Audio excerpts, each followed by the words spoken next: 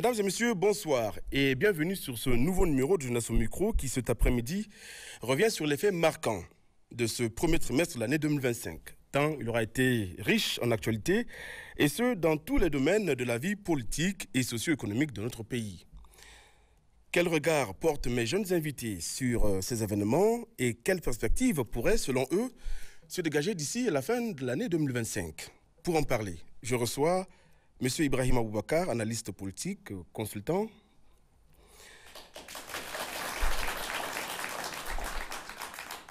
M. Abdul Nasser Nahanchi, membre de l'association École démocratique et par ailleurs défenseur des droits humains. Mon troisième invité est Abdul Moumouni Tawe d'Andossa, économiste. Bonsoir. Et vous entendez ces retentissants applaudissements, ce sont ceux des étudiants de l'Université moderne des sciences de la santé, en abrégé. En abrégé UM2S. Alors, ils ne sont pas seuls, ils sont accompagnés par leurs encadreurs, qui auront certainement l'occasion de se présenter. Je disais donc dans mon introduction que l'année 2025, en tout cas le premier trimestre, aura été très très riche en actualité. Et pour commencer, donc, je me tourne vers Ibrahima Boubacar pour lancer ce débat avec la question qui est de savoir les faits qui vous ont marqué durant ce premier trimestre 2025. Bonsoir Ibrahima. Bonsoir Miguel. Je crois que le premier trimestre qui vient de finir ou qui continue, selon comment on l'apprécie, est marqué, puisqu'on parle à partir d'ici, Télé Sahel et du Niger, est principalement marqué par les assises nationales que nous avons eues et ensuite les conséquences des assises qui ont été tirées par les autorités, et par le gouvernement et le président de la République.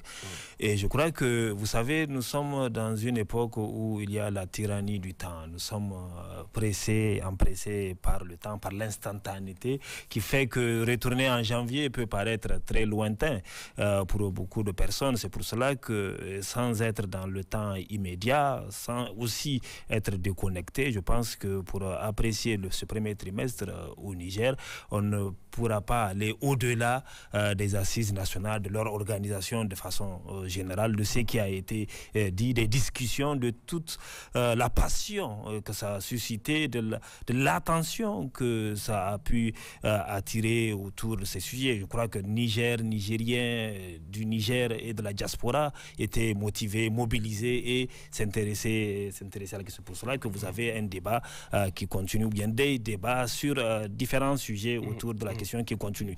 Et cette question des assises nationales, puisque je suis en train de l'identifier comme activité majeure du premier trimestre, il faudra l'apprécier à sa juste valeur.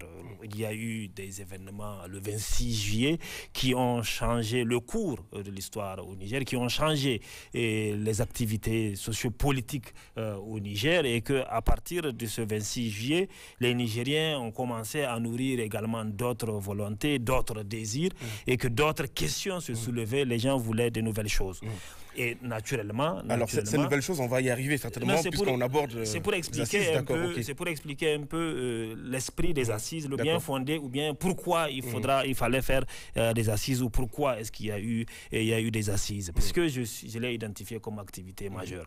Donc, je disais que les Nigériens ont nourri donc de nouvelles ambitions, et que naturellement, comme ce sont des militaires qui ont pris le pouvoir, il n'y a pas eu de campagne politique en amont qui a expliqué un programme politique, qui a dit aux Nigériens sur quelle base on venait, et qu'eux-mêmes, en tant que républicains, comme ça a été rappelé dans la charte, en tant que républicains, ne nourrissaient probablement pas l'envie de venir un jour au pouvoir. Le contexte les a obligés, et probablement, et qu'à ce titre-là, je crois que le chef de l'État à l'époque avait annoncé que les Nigériens allaient être réunis, qu'ils allaient réfléchir sur la question, et qu'ils allaient offrir ou bien fournir les orientations majeures d'où est-ce que les gens veulent que le pays parte. Je crois que c'est dans ce contexte que les assises se sont tenues. C'est vrai qu'entre-temps, pour en apprécier apprécier la cohérence. Entre-temps, il y a eu ce que les gens ont appelé la vision du chef de l'État, que j'avais ici même sur votre plateau mentionné, le fait qu'il y a une déconnexion entre le fait de donner une vision au chef de l'État, qui n'avait pas de programme avant de venir, qui avait annoncé que les assises vont en déterminer et vont déterminer sa propre vision. Donc aujourd'hui, ces deux programmes qui cohabitent ne se complètent pas en tant que tels.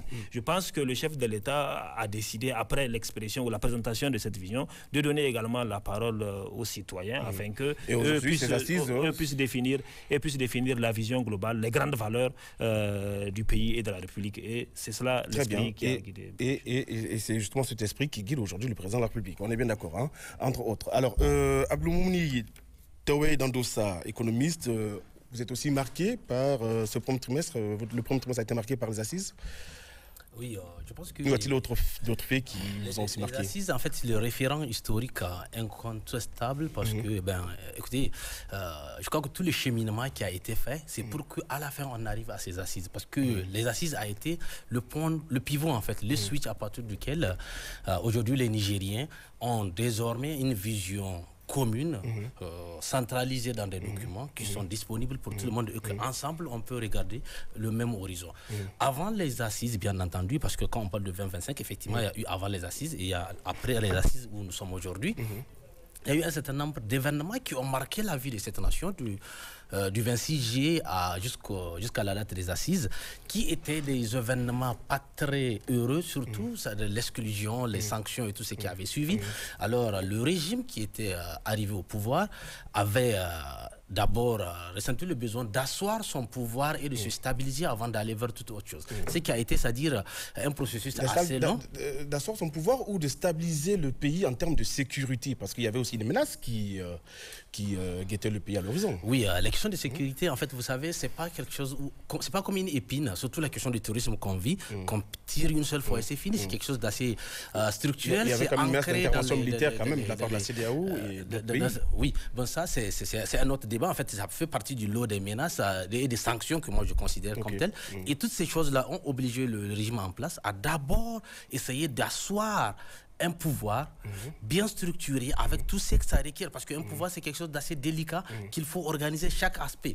Alors c'est après ça, je pense que lorsqu'ils ont senti la maturité atteinte, que c'est-à-dire cette question d'assises est venue, parce qu'on ne gouverne pas pour soi, mais on gouverne pour un peuple, pour un groupe de personnes qui ont des aspirations, des attentes. Et ces attentes, c'est eux, je pense, que les gens ont voulu centraliser dans la charte et proposer, parce que là, il faut le dire, les assises ont un rôle consultatif, que c'est au chef de l'État, au président de la République actuellement, qui il revient de choisir qu'est-ce qu'il pense être une priorité, qu'est-ce qu'il pense être opportun, qu'est-ce qu'il pense être bien, parce que quand vous mettez quelqu'un devant, vous lui faites confiance pour qu'il gouverne votre destinée.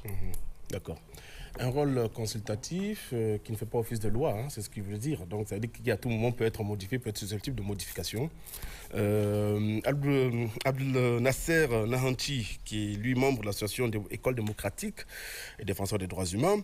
Alors, avez-vous été aussi marqué au cours de ce premier trimestre par les mêmes faits d'actualité que vos prédécesseurs intervenants? Évidemment, je partage le même point de vue parce que nous sommes dans un contexte où nous avons assisté à un chambardement politique suite à un coup d'État qui s'est donné pour ambition de résoudre un certain nombre de problèmes que le Niger traverse depuis un certain temps. Donc, le gouvernement de la transition a pour un début instauré ce qu'on appelle une ordonnance. L'ordonnance du 28 juillet 2023 portant l'organisation des pouvoirs publics pendant la transition.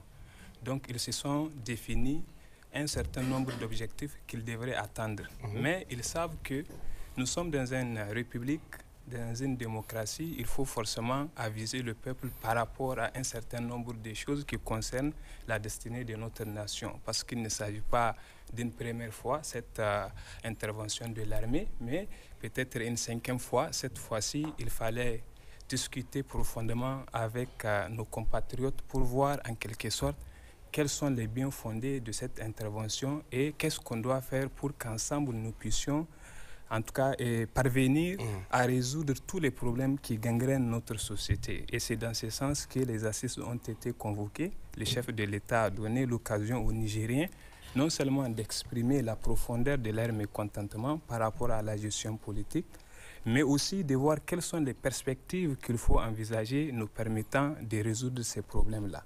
Donc les assises se sont tenues et pendant 3 jours, ils ont discuté sur un certain nombre de problèmes et ils ont apporté d'autres visions.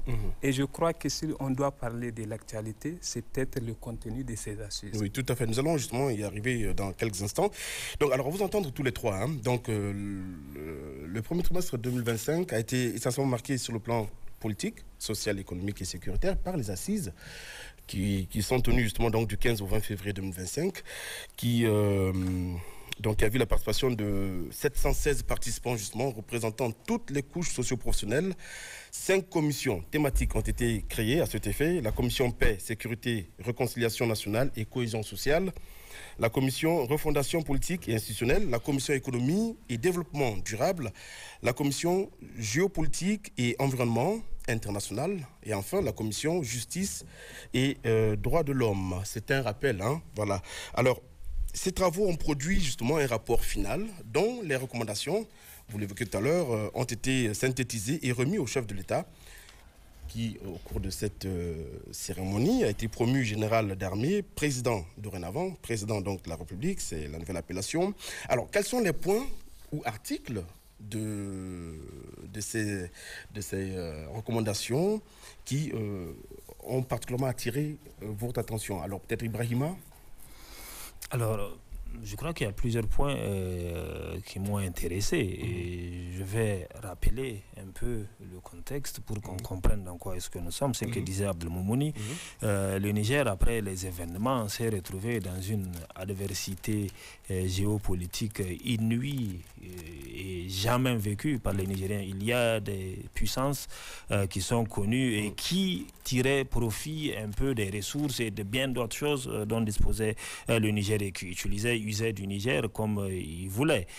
Aujourd'hui, que ces gens perdent tout privilège. On sait bien qu'ils ne vont pas se débarrasser du Niger, penser que c'est fini avec le Niger et surtout qu'on sait qu'ils n'ont pas de morale. La morale a boudé leurs différentes assemblées, que rien n'est exagéré pour eux. Et vu ce contexte, je crois que naturellement les assises, ceux qui doivent en sortir, doivent prendre en compte toutes ces questions afin qu'au niveau interne, la cohésion sociale puisse être maintenue et qu'ils puissent avoir de la motivation réelle au niveau du peuple pour que le peuple soit toujours le gardien, le garant de la République et du pays. Je crois que ce rappel est important pour comprendre pourquoi quand on dit gouverner, l'art de gouverner, c'est une question de méthode. Lorsque on va être amené à apprécier certaines des recommandations pour qu'on puisse les comprendre, pourquoi il ne faudra pas fâcher complètement.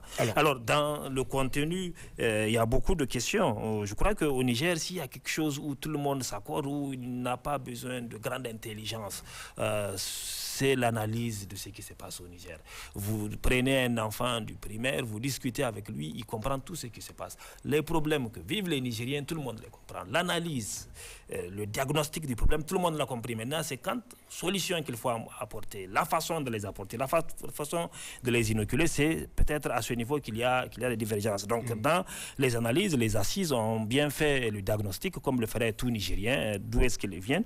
Et dans les propositions, moi, par exemple, la question au niveau de la commission paix et sécurité, la création et l'encadrement des groupes d'autodéfense et de brigades de veille, je crois que c'est une question délicate qui a toujours été discutée avant les événements où les gens sont tiraillés d'une part et d'autre, mais la réalité, le contexte est que pour résorber cette question d'insécurité, qui est le principal problème que vit le concours des populations, maintenant c'est l'encadrement. L'armée étant en responsabilité aujourd'hui, saura comment est-ce qu'il faut encadrer et cela. Je crois que c'est une décision c'est une recommandation qu'il ne faut pas rejeter et qu'il faut prendre comme telle parce que... un peu comme à l'image du Burkina Faso avec les VDP. Avec les VDP, et je pense qu'il faut faire confiance aux Nigériens. Peut-être qu'il faudra être très tatillon quant au choix des personnes dans ces différents villages, quant aux comités qui vont constituer les choix, les désignations des membres qui vont être armés, des civils qui vont être armés, qui vont être préparés pour qu'ils aient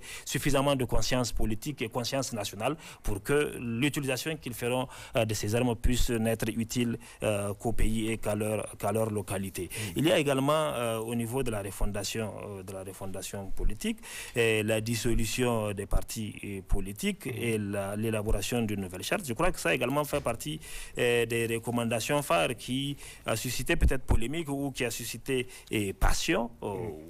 Aujourd'hui, le procès qui est fait, c'est le procès d'une classe politique de l'après-conférence nationale, et qu'aujourd'hui, il est estimé que cette classe politique a échoué. Et c'est ce procès que les gens ont fait et a failli en quelque sorte à sa mission, même s'il y a une concentration de ce procès sur les gestions les plus récentes, autour desquelles les gens sont beaucoup plus rigoureux que sur l'ensemble des 30 ans.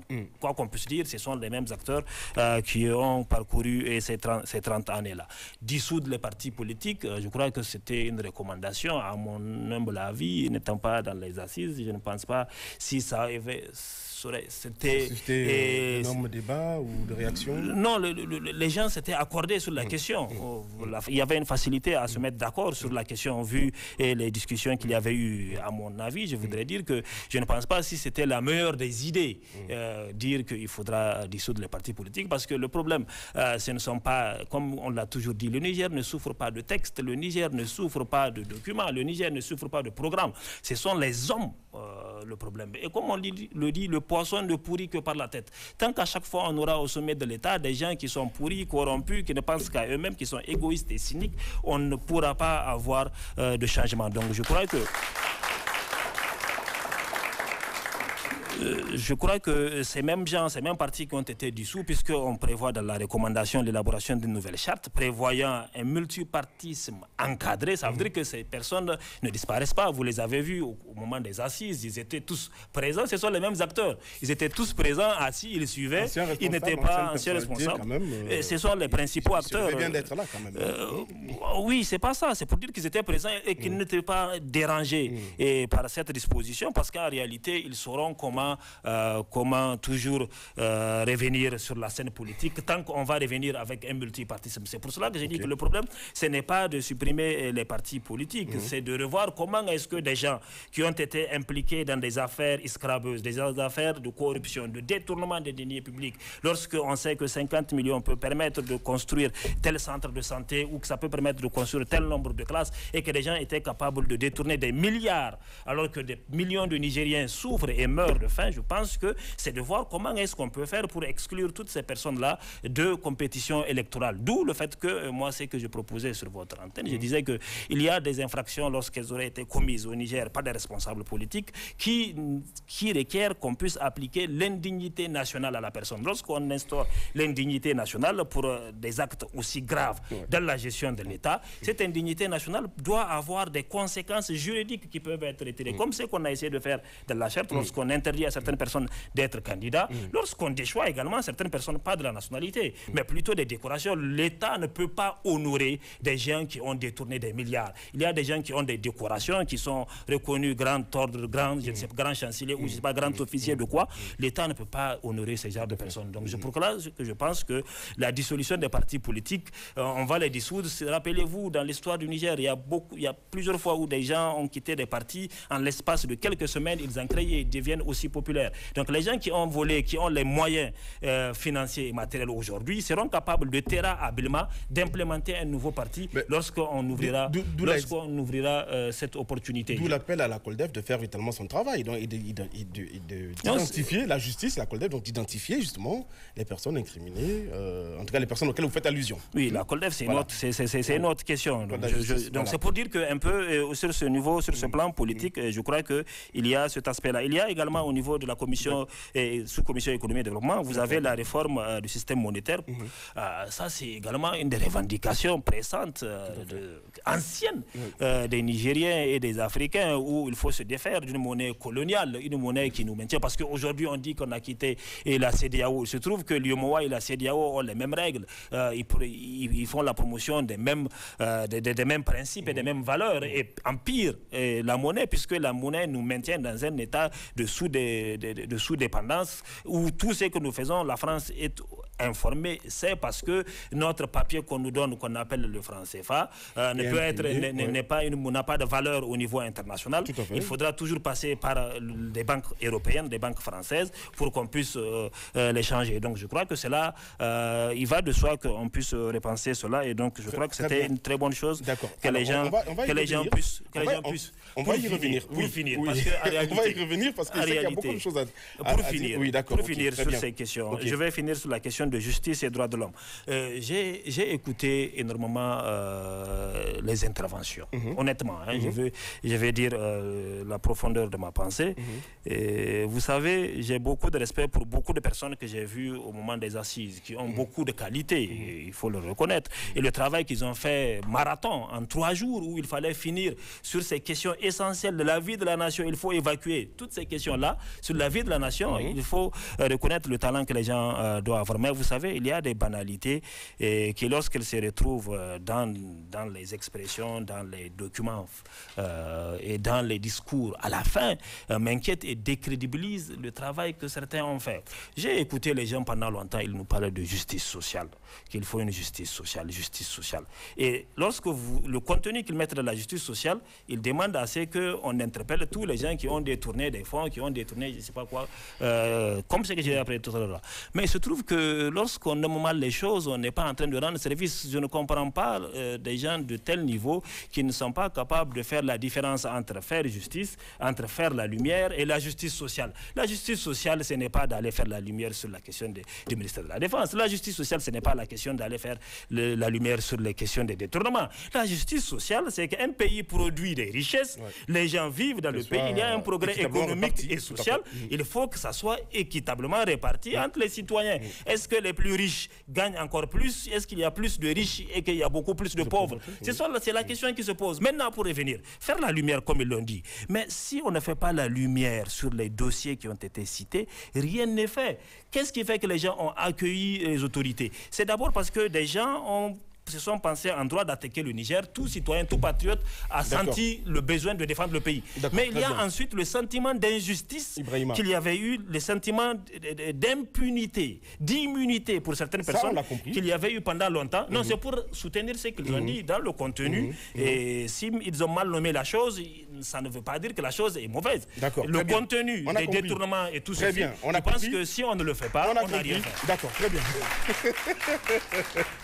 Sacré Ibrahima, toujours difficile d'interrompre quand il commence. Alors, Abdel Nasser Nahanti, justement, par rapport à la charte, les points qui vous ont marqué essentiellement, que sont-ils? Justement, on ne peut pas parler des objectifs sans évoquer la question sécuritaire, parce que c'est l'un des objectifs pour lequel le gouvernement de la transition s'est permis donc de prendre les responsabilités de ce pays.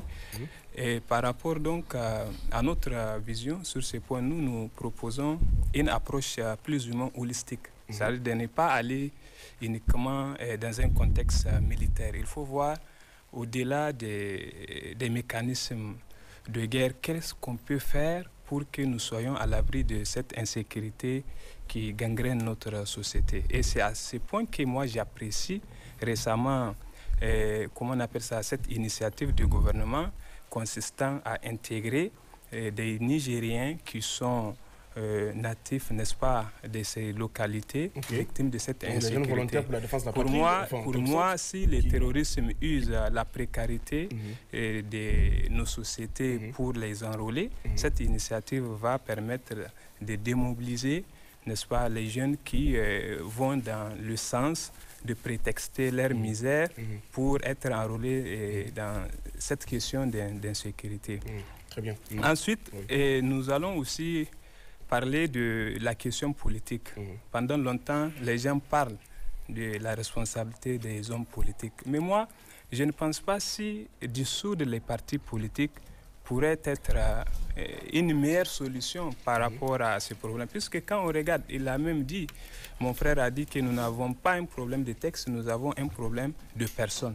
Est-ce qu'au nom de ces 4 partis politiques qui ont géré ce pays démocratiquement, on peut faire le procès de l'incompétence de tous les politiciens qui sont au Niger? Est-ce que dans ce sens, on rend justice à ceux-là qui n'ont jamais réussi à présenter un programme politique devant les Nigériens, à plus forte raison d'être élus et mettre en œuvre ce qu'ils prétendent, comment on appelle ça, ce qu'ils prétendent défendre comme projet politique? Moi, je pense qu'au lieu de dissoudre les partis politiques et redonner la chance à ceux-là qui ont de l'argent pour se constituer dans un autre parti politique et venir conquérir le pouvoir, je pense que c'est un gâchis. Il fallait tout simplement insister sur le respect strict de la charte des partis politiques qui régissait le fonctionnement des partis politiques dans le passé.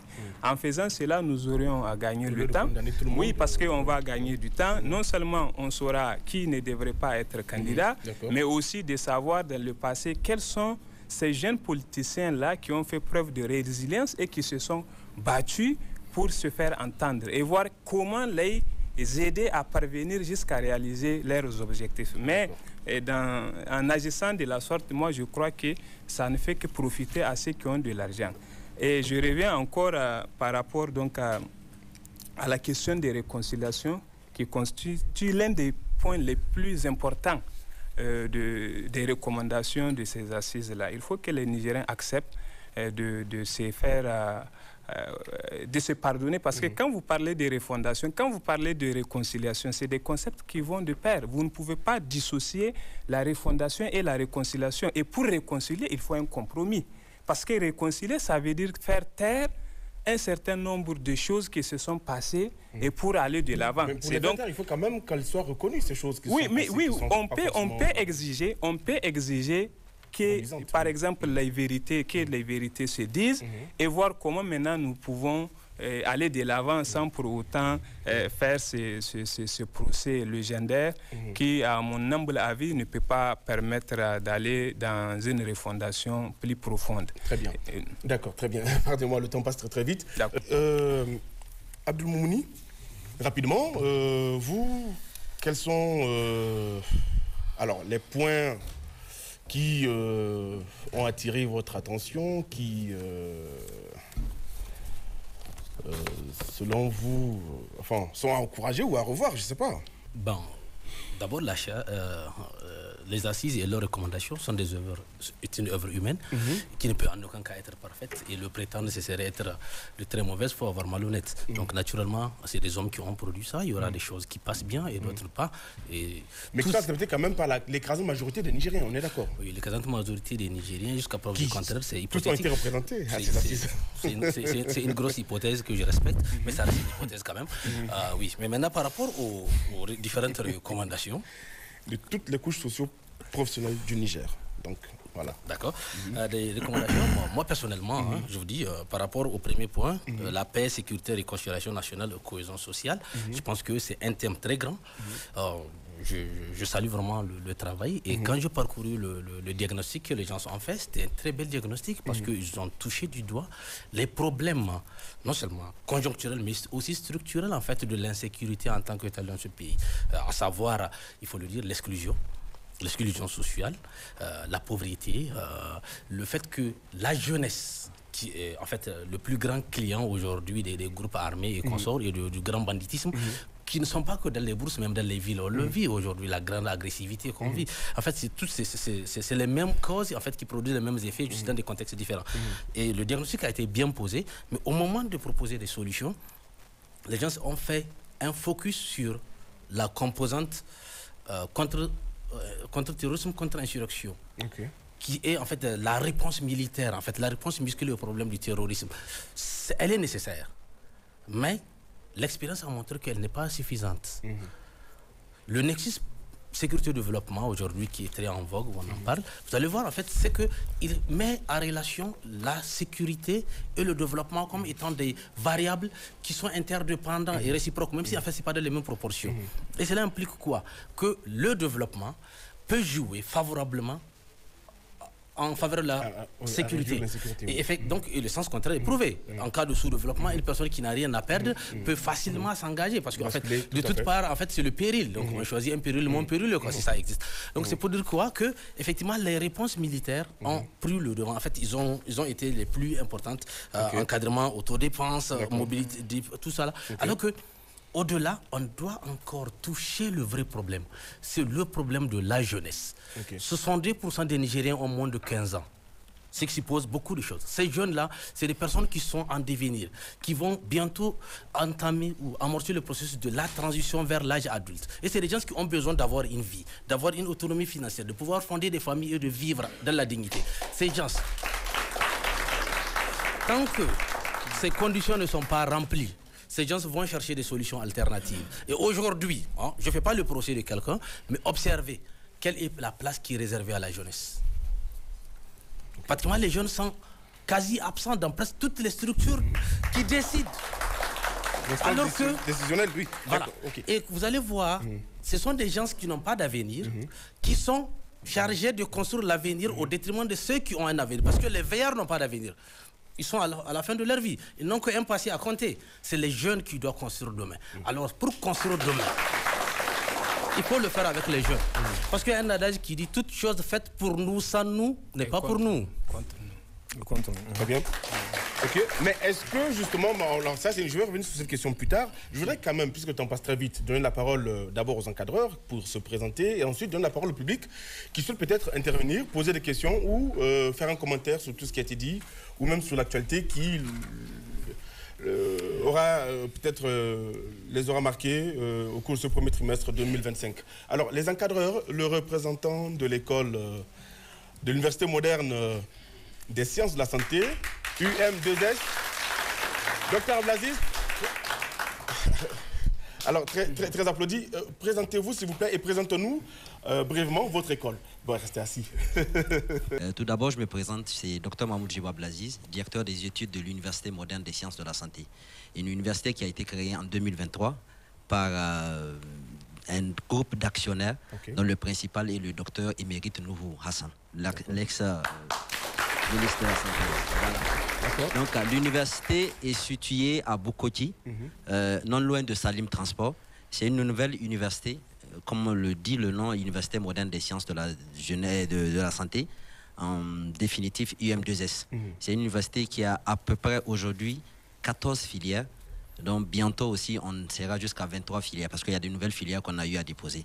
Pour une particularité, parce que c'est différent des autres instituts de santé et consorts, nous avons des nouvelles filières que nous avons créées qui ne sont pas au Niger. Parce que nous prônons pour l'excellence. Je peux vous citer quelques-uns, dont par exemple la filière génie biomédical. C'est une filière qui, c'est pour la première fois que ça a été créé au Niger. Et c'est pour pallier aux différents problèmes des appareils qu'on utilise à l'hôpital. Exemple, quand vous prenez le scanner, la plupart des cas, quand il y a des problèmes quand il y a des pannes, il va falloir aller à l'étranger, prendre des techniciens pour les amener ici. L'université a réfléchi pour dire, mais pourquoi ne pas former des techniciens ici, même à l'interne au Niger, qui vont pallier à cela. Ils peuvent dépanner ces appareils qui tombent très souvent en panne. Donc, le monde de la chirurgie, c'est chez nous. Parce que ici, chez nous aussi, on a ce qu'on appelle la filière génie biomédicale, chirurgie gynéco-obstétrique. Donc, le monde de la chirurgie, aujourd'hui, c'est nous. Et pour une particularité, tous les responsables de ces différentes filières-là sont des spécialistes reconnus ici au Niger. Parce que nous prenons pour l'excellence et pour la qualité. Donc, il y va de soi qu'on prenne des gens qui sont dans la chose et qui peuvent encadrer et qui peuvent former aussi des étudiants de qualité. Très bien, voilà qui est dit donc sur l'Université moderne des sciences de la santé, UM2S. Voilà, alors, donc votre commentaire, un commentaire par rapport à tout ce qui a été dit. Est-ce que vous souhaitez intervenir, commenter l'actualité ou commenter ce qui a été dit ou des questions à poser à nos invités? Bon, je pense bien que ça va plus être des commentaires peut-être par rapport à ce qui a été dit aussi par mes confrères qui sont là. D'abord, j'avais tellement été émerveillé de voir certaines analyses qui ont été décortiquées suite aux différentes assises qui ont été... Parce que là, nous avons tous remarqué que le Niger était représenté sur tous les plans et la jeunesse était là parce que il y avait les membres surtout de l'université qui étaient là, les membres du comité qui étaient là, qui ont pris la parole. Il y avait aussi le président de la jeunesse aussi qui était là. En fait, ils ont parlé sur le plan, sur tous les plans. Et ils ont donné l'accès aux jeunes de s'exprimer. Aujourd'hui, même si beaucoup de jeunes ne sentent pas vraiment peut-être leur même mise dans ces différentes décisions, au moins on a assisté. Moi, personnellement, j'ai remarqué beaucoup de choses qui ont changé au Niger. Certes, c'est vrai, le début de tout est difficile, comme on le dit, mais je pense bien que petit à petit, ça peut aller. Nous avons tous, de notre naissance à aujourd'hui, nous avons vu les mêmes personnalités politiques. Ce sont ces mêmes personnes qui nous gouvernent. Demain, ça serait leurs fils qui vont nous gouverner. Mais aujourd'hui, on a mis fin à tout cela. Rien que le fait de fermer ces partis politiques-là, on a mis carrément de côté pour laisser peut-être aujourd'hui le Niger s'exprimer. Il y a l'opinion qui est là. Aujourd'hui, on n'a pas peur de s'exprimer. Quand vous prenez le boulevard, le 100 mètres de Niamey, chaque soir, vous allez voir des groupes de jeunes qui sont là, qui font des manifestations, qui sont émerveillés. Ça, c'est une première au Niger, parce que nous, on n'a pas l'habitude de le voir. Il suffit de parler. Demain, vous allez entendre celui qui a parlé, qui a fait des analyses pertinentes et enfermées. Aujourd'hui, on a la liberté d'expression. Et je pense bien que dans un monde qui évolue, il n'y a rien de plus bon que ça. Je vous remercie. Très bien. Merci beaucoup. À côté, rapidement, et ensuite, bonsoir. les étudiants. Oui, bonsoir. Bonsoir, Miguel. Bonsoir. Quant à moi, c'est Adamou Boukariele. Je suis l'assistant au chef scolarité de l'UM2S. D'accord. Et en fait, ma question, c'est, j'aimerais la poser à monsieur Ibrahima Boubacar. Vous aviez parlé de justice. Vous aviez dit que les gens prônent la justice sociale au lieu de vouloir faire la lumière, ou bien vous avez dit un truc du genre. Mais moi maintenant ma question c'est quoi? C'est que pensez-vous que la COLDEF, vous avez dit que la COLDEF était un autre débat. Pourtant moi je pense que la COLDEF a tout à avoir dedans. Parce que vous ne pouvez pas aujourd'hui, je mets une petite parenthèse avant de continuer, je faisais partie de ceux qui ont été devant l'escadrille. J'ai hurlé, j'ai fait tout. Mais maintenant, comment vous pouvez nous expliquer le fait qu'on s'est battu pour ce combat, on a suivi, on a fait le combat là. Maintenant, vous venez, vous libérez les acteurs politiques et vous venez, vous nous prônez, vous dites que non, il faut qu'on fasse la lumière. Mais comment expliquer ça aux jeunes? Sachant que ces jeunes sont à 80%, il a dit 70% moins de 15 ans. Comment leur expliquer ça? En français facile, si je peux le dire. Parce que vous êtes en train de vous gargariser de mots. Et je ne vois vraiment pas... Vous êtes sur une chaîne nationale, donc essayez d'aller le plus simplement possible. Merci. Okay. Qu'il soit beaucoup plus explicite, compréhensif, compris de ceux qui nous regardent. Très bien. Alors, la parole au public, je vous en prie. Qui souhaite poser des questions ou faire un commentaire qui a été marqué par l'actualité au cours de ces 3 premiers mois de l'année 2025. Et bonsoir, chers tous.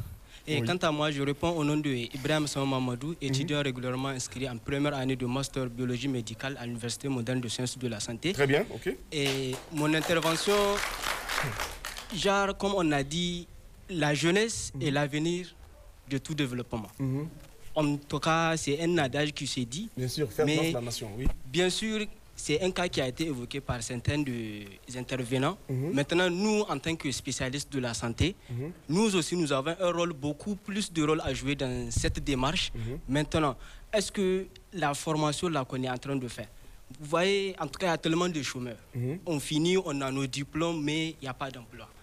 Bien que, en tout cas, on remercie vraiment le courage ou bien l'effort du CNSP dans ce qu'elle est en train d'entreprendre. On a vu que le recrutement est en cours, mais en ce qui est de techniciens supérieurs, par exemple de laboratoire, sages-femmes et les infirmiers et d'autres domaines, on a fait le recrutement pour les TS, chirurgie gynéco-obstétrique, qu'ils ont fait pour comment dirais-je là, l'anesthésie, réanimation, il y a... D'accord, ok. En tout cas, maintenant, nous aussi, on voulait à ce que, en tout cas, ça progresse. Et puis...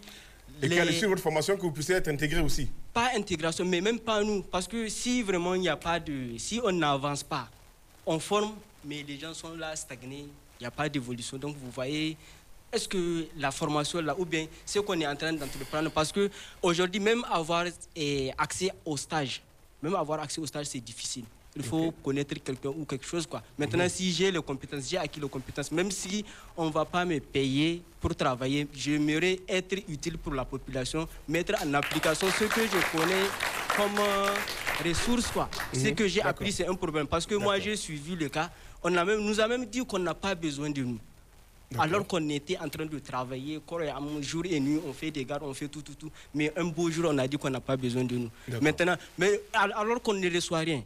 Maintenant, si vraiment on a les connaissances, on a les compétences, en tout cas théoriques et pratiques, pour mettre en œuvre nos connaissances, et si on n'aura pas la chance de techniquer ça ou bien de mettre ça en œuvre, donc je vois que, en tout cas, il y a quelque chose qu'il faut aussi revoir dans la démarche. Très bien, ok, merci beaucoup. Rapidement, quelqu'un d'autre? Sinon, on revient au plateau pour donner la parole aux invités qui ont été interpellés. Bonsoir à tous. Ah, ok. D'accord, rapidement, s'il vous plaît. Bonsoir, je me nomme au nom de Taïda Abdou Isatou, licence 1 en anesthésie réa sciences et à l'IMDS. Ma question est, je voudrais appuyer sur ce qu'il avait dit. Pourquoi les bénévoles, on les chasse, mais pourtant on continue de former comment on appelle ça, des infirmiers, sages-femmes, dans le domaine de la santé en tout cas. Voilà, il y a le besoin, mais l'État continue, on continue de former. Les autres sont là. Quel sera notre avenir? D'accord. Ok. Bien, alors, permettez rapidement, parce qu'on me fait signe que le temps court très vite. Vous voyez, la petite vient en mangeant, hein, vous voyez. Ok, on y va. Bonsoir, chers tous. Brièvement. Quant à moi, je réponds au nom de Bouba Harende Mahamadou, étudiant régulièrement inscrit à l'IMDS en filière anesthésie et master en anesthésie et réanimation. Moi, ma question est de savoir si à chaque moment, dans les médias, que ce soit sur les réseaux sociaux, à chaque année, on entend que recrutement des FDS, recrutement garde nationale, police nationale, gendarmerie nationale, mais du côté de la santé, on n'entend rien. Est-ce la sécurité est plus prioritaire que la santé? Ou bien pourquoi tout ça? Ok. C'est ce que... D'accord. Merci beaucoup. J'ai vu un doigt, le dernier doigt, s'il vous plaît. C'est le dernier doigt. Le dernier doigt, s'il vous plaît. On va rapidement. Bonsoir. Bonsoir. Je réponds au nom de Omar Mohamedou Mounira, étudiante à l'UM2S en anesthésie réa L1. En fait, ma étude, c'est au niveau de l'expression. Et comme nous sommes ici, c'est pour assister jeunesse au micro. Est-ce notre voix est attendue là où de droit? Est-ce que maintenant, on peut s'exprimer, genre avant, la jeunesse s'exprime, mais on s'exprime, c'est comme si on s'exprime en cachot. On s'exprime ici, par exemple, on s'exprime dans le plateau. Maintenant, comment faire pour se faire savoir? Genre, quand on parle. Pour être sûr que le message est passé? Oui, le message est-il passé? Ok. Avons-nous déjà eu des retours? Ok. C'est ça ma inquiétude, vraiment. D'accord. C'est bon, merci. On revient sur le plateau, s'il vous plaît. Merci. Alors, Ibrahima a été interpellé par les participants, le public. Alors, rapidement, Ibrahima, rapidement. Alors, il faut être concis parce que alors je vais, une dizaine de minutes à peine. Je vais aller vite. Et alors, la première interpellation ou la première question, c'est lui. C'est celle du responsable de l'école. Je crois qu'il y a une incompréhension entre peut-être de ce que j'ai dit, de deux choses. L'une, soit je me suis mal exprimé ou il m'a mal écouté. Et ce que j'ai relevé, ce n'est pas qu'il ne faut pas faire justice. Parce que nous avions parlé des assises nationales. Je voulais dire mon sentiment sur la qualité du travail. Et j'exprimais donc mon incompréhension que des professeurs, des avocats, des gens d'un certain rang se trouvent dans une telle assemblée et qu'ils ne soient pas capables de faire la différence entre faire la lumière et justice sociale.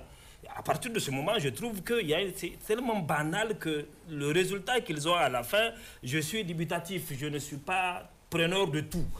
D'où je dis que c'est encore critiquable.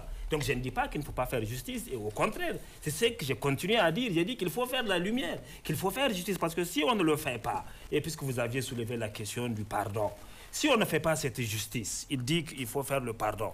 Mais le pardon en tant que croyant, qu'on soit musulman, chrétien ou autre, on sait que le pardon, il est fondamental, il est important. Mais ce n'est pas n'importe quel pardon.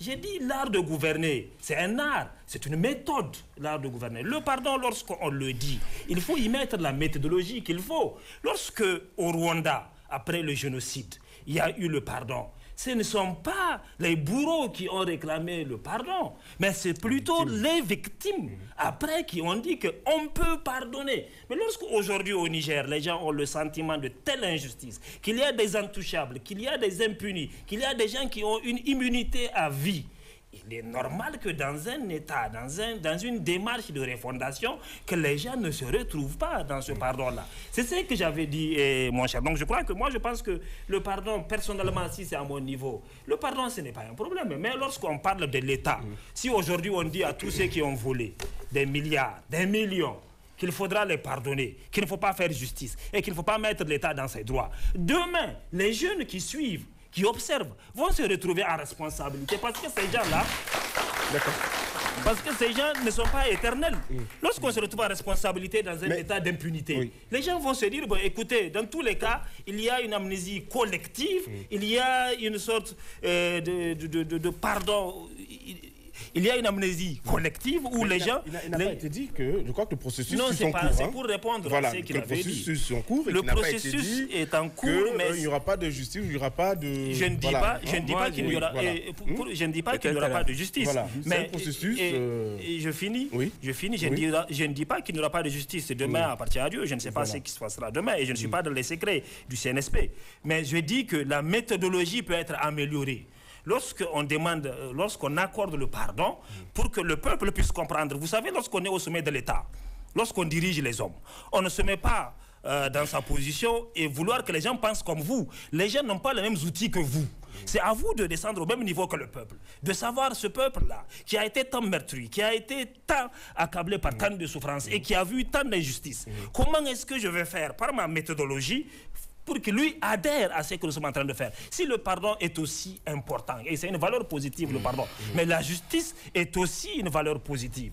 Comment est-ce que je vais faire pour appliquer ce pardon-là, pour que le peuple puisse se retrouver dans ce pardon? Si le peuple avait suivi un cheminement où dans lequel il y avait eu justice, où on a vu les gens qui ont détourné, les gens qui ont fait ceci, sont passés à la caisse et ont été sanctionnés, le peuple peut décider à ce qu'on leur pardonne, puisqu'ils ont retenu la leçon. Mais le peuple ne comprend pas qu'on puisse pardonner avant qu'on ne passe à la justice. Maintenant, si ça vient après, les gens se diront qu'on a été juste pressé. Mais je pense que il est légitime que le peuple veuille à ce qu'il y ait justice avant le pardon. Je finis sur les autres questions. Sur les autres questions et qui rejoignent également ce point. Elle a parlé des 10 francs, par exemple. C'est parce que les 10 francs, dans un État qui est accablé par tant de calamités, par tant de difficultés, il y a beaucoup de bénédictions et de sanctions. Si les 10 francs sont incompréhensibles par les gens, c'est pas parce que les gens ne veulent pas contribuer. C'est parce qu'il y a un certain assainissement que les gens veulent avoir. Si les gens ont le sentiment que les mêmes impunis là sont compromis dans tous les systèmes, les gens se diront, écoutez, mais 10 francs là, à quoi est-ce que ça sert? Ça sert à aller dans les mêmes poches que les mêmes personnes. Je crois que c'est pour cela qu'il est bien de clarifier les positions, il est bien la transparence, pas que de dire seulement ce qu'on a fait, mais il faut que les gens aient foi et confiance à l'ensemble du système. Il me semble, parce que si celle ou celui qui a posé cette question des 10 francs suivait l'actualité, il aurait compris que, en ce moment, celle qui est en charge justement de la gestion de ce fonds-là, de ces prélèvements, de cette ponction, comme le disait tout à l'heure Abdul Moumouni, eh bien, qu'en ce moment, ils sont, je crois, dans une tournée nationale pour expliquer en tout cas, ce n'est pas de l'utilisation et la l'explication. gestion de ce fonds-là. Ce n'est pas de l'explication. Je finis, s'il te plaît. Permets aux autres d'intervenir. Je t'en prie. Je finis. Permets aux autres d'intervenir. S'il te plaît, je finis. Parce qu'ils ont soulevé des points importants. Les derniers points, c'est la question de santé et sécurité et la question des spécialités de santé et emploi. Je crois que c'est important. On veut résorber la question. Il l'a très bien dit. On ne recrute que dans le domaine de la sécurité. C'est bien parce que c'est un problème urgent, immédiat qu'il faut résoudre. Mais comme ils l'ont tous dit tout à l'heure, si les gens sont désœuvrés et qu'il n'y a pas d'alternative aux gens, écoutez, il y a un problème. Les gens vont toujours chercher d'autres alternatives qui ne sont pas souvent les plus heureuses. Et encore, pour finir, je pense que la question de la sécurité, la question de l'emploi dans un pays en développement, les gens qui sont en train de faire santé là, il n'est pas acceptable qu'on leur dise qu'il n'y a pas de boulot pour eux. Dans un pays où vous avez un médecin et un acteur de la santé pour des milliers et des milliers d'habitants, de terrain habilement, on a besoin de ces gens-là. Donc on ne peut pas dire leur a dit aux gens, de façon officielle qu'on n'a pas besoin de non, c'est le message, c'est le discours. Je n'ai pas dit que c'est quelqu'un qui a dit, c'est le discours que nous avons. Et c'est pour ça qu'on dit aux jeunes, écoutez, il ne sert à rien d'étudier parce qu'il n'y a pas d'emploi et puis l'État ne peut pas prendre en charge tout le monde. C'est faux. Dans un État, l'État peut faire sa part et sa part, c'est d'assurer le minimum. Dans ce minimum, il y a la santé, il y a la justice, il y a la sécurité, il y a l'éducation. Et l'État doit recruter tous ces jeunes issus de ces écoles qui sortent, comme il l'a dit, l'exclusion sociale dans des pays qui sont même mécréants. Vous avez une fiscalité, vous avez des gens, même lorsqu'ils ne travaillent pas, ils reçoivent quelque chose de l'État parce que l'État est redevable. Ces gens-là savent à quoi. Dans ces pays qui ont des moyens. Permets-moi de finir. Écoutez, il ne faut pas être dans la situation toujours du pauvre. Ces gens-là savent à quoi sert l'État. Je crois qu'il faut avoir les mêmes dynamiques, les mêmes démarches. Dieu, dans la charte, on a dit que le Niger est un pays à majorité musulmane. Dieu ne peut pas bénir un pays. Dieu ne peut pas bénir un pays. Je finis. C'est quoi la conclusion? Dieu ne peut pas bénir un pays avec autant de foi et puis penser que Dieu a maudit ce pays. Ce n'est pas vrai. Nous avons des ressources, nous avons de la bénédiction. Il faut savoir les utiliser et non expliquer nos incompétences. Voilà. Pour l'instant, ces ressources ne sont pas toutes exploitées. Hein? D'autres sont en phase d'exploration. La refondation, je crois que nous sommes au stade de la fondation, pratiquement. C'est tout un chantier, la refondation. Ça ne se passe pas en un clic de doigt, en quelques mois, en quelques semaines. Ça prend du temps. Ouais. En fonction de l'état du terrain sur lequel vous souhaitez construire votre maison. Alors, je voudrais répondre à mon confrère rapidement, par rapport à la question de la réconciliation. Je ne suis pas en train de dire qu'il faut, comment on appelle ça, qu'il faut pardonner à ceux qui ont commis des infractions dans ce pays. J'ai dit c'est le sens. Les vocables refondation et la réconciliation sont des concepts qui vont de pair et ils sont polyphonique. Ça veut dire que chacun de nous peut avoir une interprétation par rapport à ces concepts. Mais le chef du gouvernement, le président de la République, qui dans son discours à chaque fois ne cesse d'évoquer cette question de refondation et de réconciliation, c'est parce que certainement pour lui, il y a un certain nombre de choses qui se sont passées dans ces pays qui doivent être corrigées. Ça veut dire des choses qu'il faut refonder pour oublier et aller de l'avant. C'est dans ce sens que je suis en train de dire que si réellement cette refondation suppose un certain nombre de choses qui vont faire en sorte que les Nigériens se font confiance, les Nigériens se rapprochent les uns aux autres, moi je pense que c'est une bonne chose et il faut promouvoir cette refondation. C'est même à ce titre que moi je salue aujourd'hui l'article 12 de cette charte-là qui prévoit que nous soyons dans une situation où le français ne serait plus notre langue officielle et qu'il fallait choisir une langue nationale parce que la langue est l'identité commune de la nation. Et à cet effet, c'est par la langue que nous saurions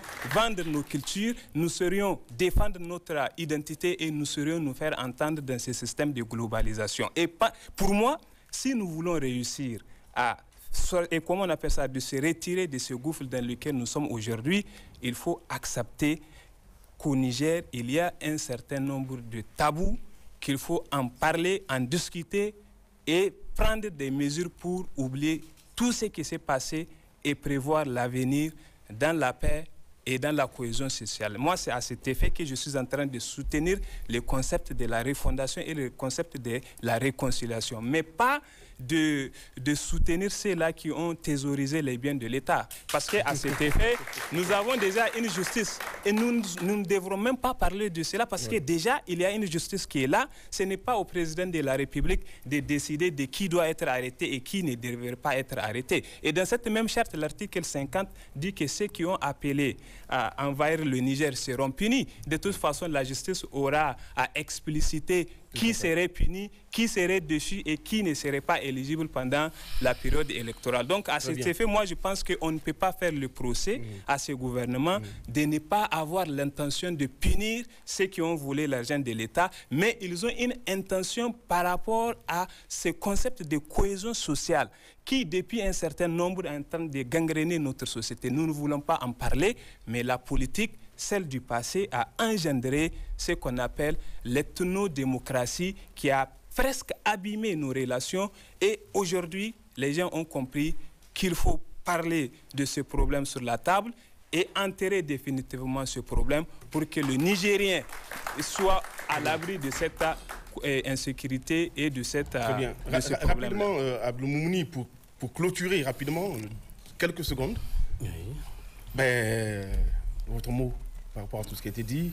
Oui, je pense que les gens ont bien parlé, chacun a dit ce qu'il pense, parce qu'en fait, ici, personne n'a le monopole de la vérité.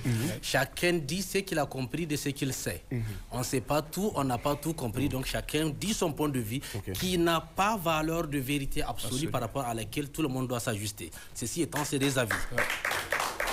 Maintenant, pour revenir aux questions qui ont été posées, juste vite fait, vite fait. Par exemple, pour la question du camarade ici, qui a effectivement, je pense qu'Ibrahima a donné le détail, mais quand on parle de la question des bénévoles qui se font chasser parce qu'on leur dit qu'on n'a pas besoin d'eux.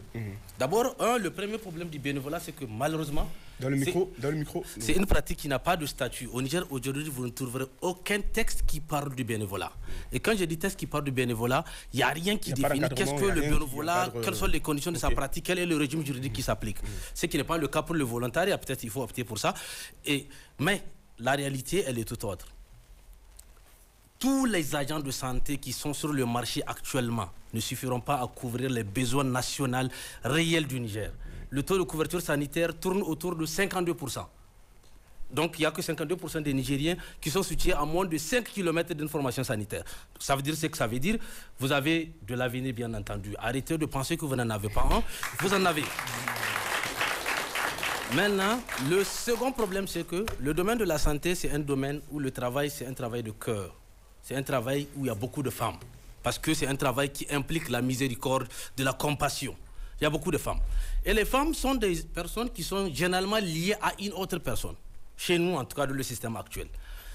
On peut vous recruter pour vous envoyer dans un village, c'est pas sûr que vous partez. Donc, peut-être il faut aussi voir le problème de ce côté. Je me dis, il y a vraiment un problème de tous les côtés. Il faut réfléchir à comment pallier parce qu'il y a le côté où on ne vous recrute pas, on ne veut pas de vous, d'accord, mais il y a l'autre aussi où les gens, même si on les prend, ils n'y vont pas. Je parle par expérience parce que je l'ai vécu. Ceci étant, oui, le Niger, je pense que demain sera bien, mais le Niger a besoin de la part que chacun mette sa main pour la construction. Et qu'on sorte de la logique de la critique pour aller vers la logique de la construction. N'est pas tout attendre de l'État, parce que l'État, en fait, c'est la somme arithmétique de nous tous en réalité. Alors, vive le Niger et je pense qu'on a de l'avenir. Bien, alors, c'est sur ces mots de réconfort, en tout cas, d'Abdou Moumouni Towé Dandossa, que nous allons refermer, en tout cas, le débat de cette émission, cet après-midi Jeunesse au micro, qui a donné la parole à la jeunesse afin qu'elle analyse l'actualité nationale de ces 3 premiers mois de l'année 2025. Et je crois que cette analyse a été bien faite, en tout cas. Et donc, sur ce, nous allons nous arrêter là. J'avais comme invité M. Ibrahima Aboubakar, analyste politique, consultant, M. Abdou Moumouni Towé Dandossa, qui est économiste.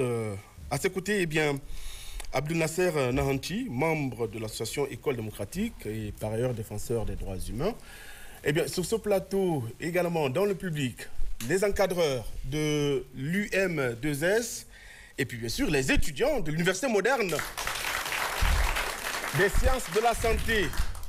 C'est fini pour cet après-midi. Merci de nous avoir été fidèles. Jeunesse au micro, c'est pour la semaine prochaine, Inch'Allah. Restez câblés sur les programmes de la télévision. Très, très engagés Télésalle. Allez, à bientôt. Au revoir.